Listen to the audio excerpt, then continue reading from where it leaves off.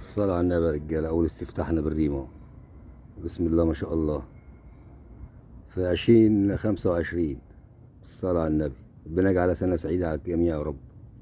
بسم الله ما شاء الله. بسم الله ما شاء الله. السلام عليكم ورحمة الله وبركاته، اخواتي وحبايبي متابعيني على قناة المصري تعليم سيد السمك بالصنارة. اللهم صل وسلم وبارك على سيدنا محمد وعلى آله وصحبه وسلم. عاملين ايه؟ يا رب يكون الجميع بخير وفي أحسن حال. من لا يشكر الله لا يشكر الناس، وانا بشكركم على التعليقات الحلوه اللي بتوصلني، ويا رب دايما اكون عند حسن ظنكم. هو ربنا كرمني بناس زي الفل زي حضراتكم.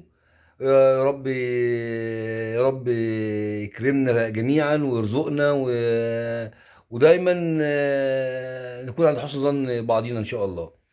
اولا ندعي لاخواتنا في فلسطين ان ربنا يا رب يثبتهم وينصرهم، وطبعا وقف اطلاق النار ده انا بعتبره نصر ليهم، وربنا يا رب يداوي جرحاهم وينصرهم ويثبتهم يا رب، امين يا رب العالمين.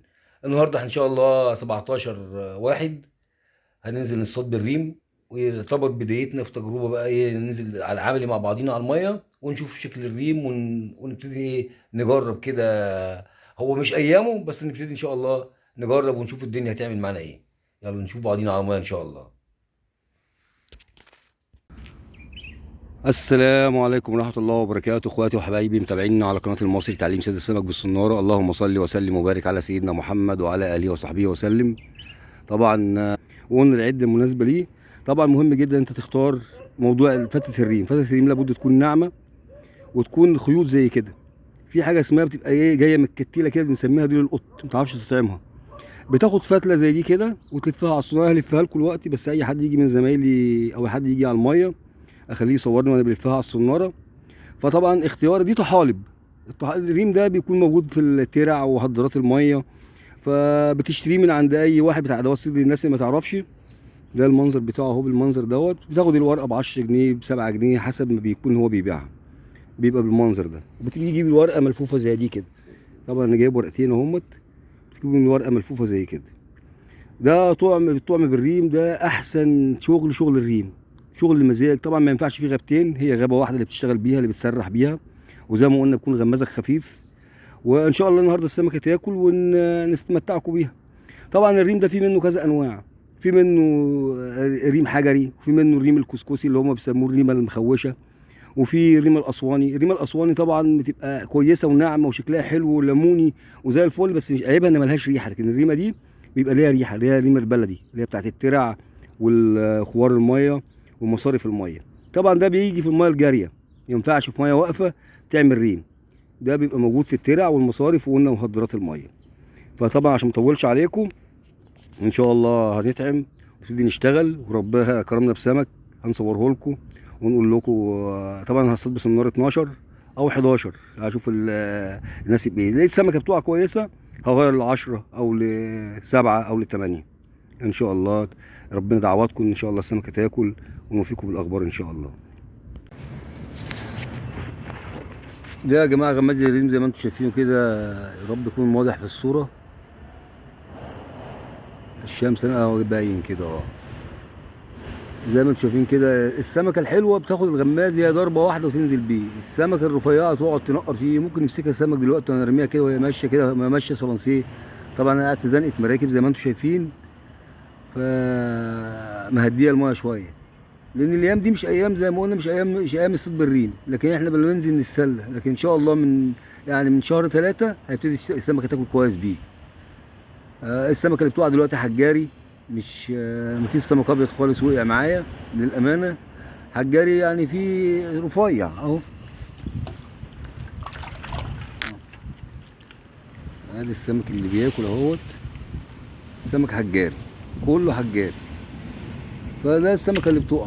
بنتسلى شويه لغايه ما ايه يبتدي ايه الموسم بتاعه يشتغل، وربنا يكون جعله عوض باذن الله لموسم الطعم اللي كان تعبان قوي. هو بدأ السمك يمسكها اهو زي ما انتم شايفين، ضربها ضربه كده. السمك الرفيع بيقعد يضرب فيها كده ينسلها لحد ما ياخدها.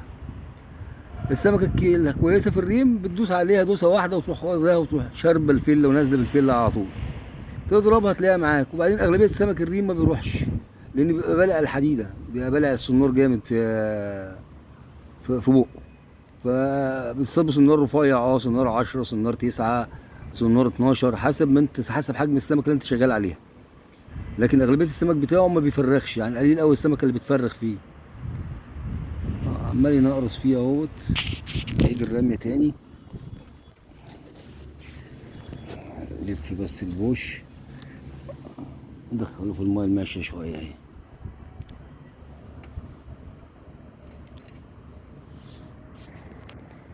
طبعا ما ينفعش تصطاد بغابتين، هي غابه الريم هي غابه واحده اللي انت بتبقى ماسكها بتسرح بيها، لانك طول ما انت قاعد بتصطاد ماسك الغابه على ايديك.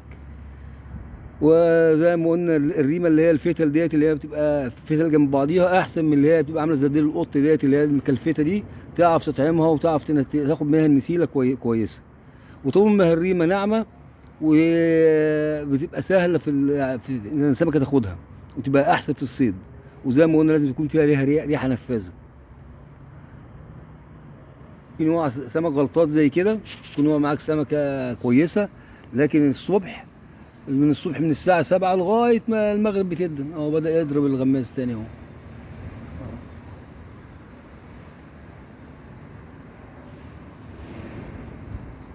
ألذ زي صيد الريم. نصطاد بالريم هتصطاد بجميع الطعوم. صيد كله متعه وكله فن ولذيذ. حتى لو حجم السمكه زي ما بقول كده، حجم السمكه لو صغيره بيبقى لذيذ كده، غابه طريه وخيط رفيع والسمكه طالعه تلكم معاك، ممتع ممتع ممتع. فلف يا عم الريمه على الصناره زي ما يكون، لفها باي طريقه. خد نسيله كده بتاع 7 8 سم ولفها بالطريقه اللي اقسمها نص، يعني ايه، نص من على الخيط ونص من على الصناره. لفها لفتين 3 على الصناره وانزل بيها مع بعضيهم. هتلفها باي طريقه ان كانت هتبوس لها معاك. عمال ينقر فيها اهو، سمكه رفيعه دي، خد الغماز خالص اهو، شايفينه.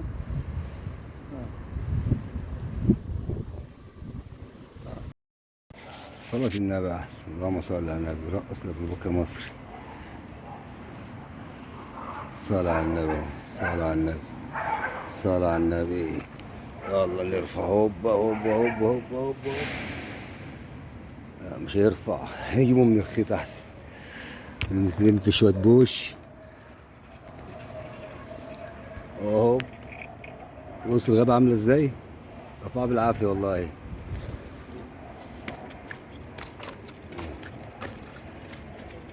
يا مسهل يا رب. شغل الريمه رجاله. ده يا جدعان شكل الطعميه بتاع الريمه اهو. شكل الطعميه وانا لففها على الصناره، يعني لفها باي طريقه إن كانت ما شغاله. اهم حاجه ما تكونش ايه، يعني ايه، تكون انسيابيه كده، فتله تكون رفيعه على حسب حجم السمكه اللي انت هتشتغل عليها. يعني ما تكترش الريمه قوي، ما تبقاش حته كبيره. ده شكلها اهو. وادي الحديده التانيه اهيت، هنطعمها برضو. كان شغال بحديده 10 الامين.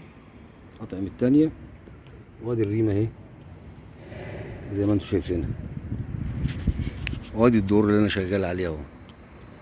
وشغال على مركب غرقانه اهيت، برمي في بطن المركب الغرقانه.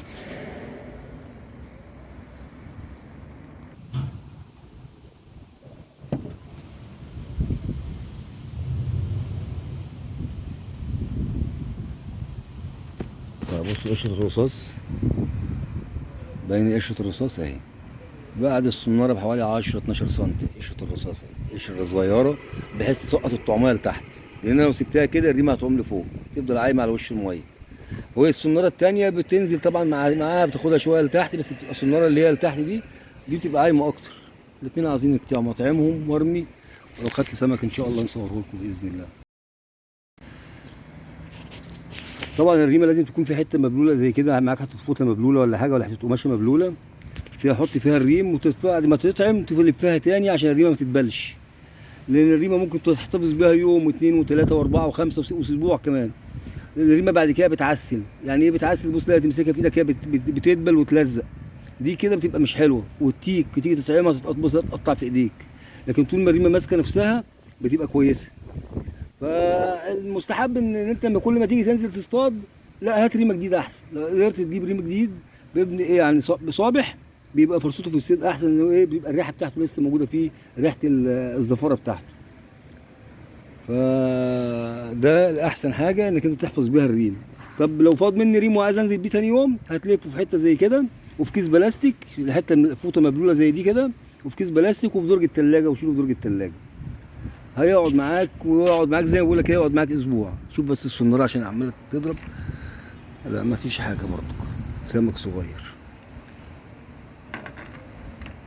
مش عايز بقى نطول عليكم، واقول لكم السلام عليكم ورحمه الله وبركاته، ونشوفكم ان شاء الله الاسبوع الجاي. لو نزلت اصبر شويه لحد ايه ما الميه تستقر، ونعدي ان شاء الله شهر واحد باذن الله.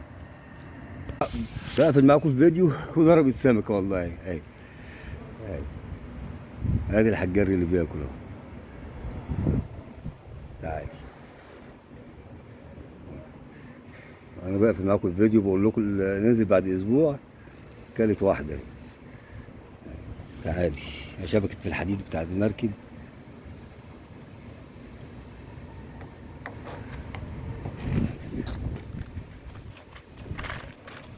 سلكها. دي يا ابن السله.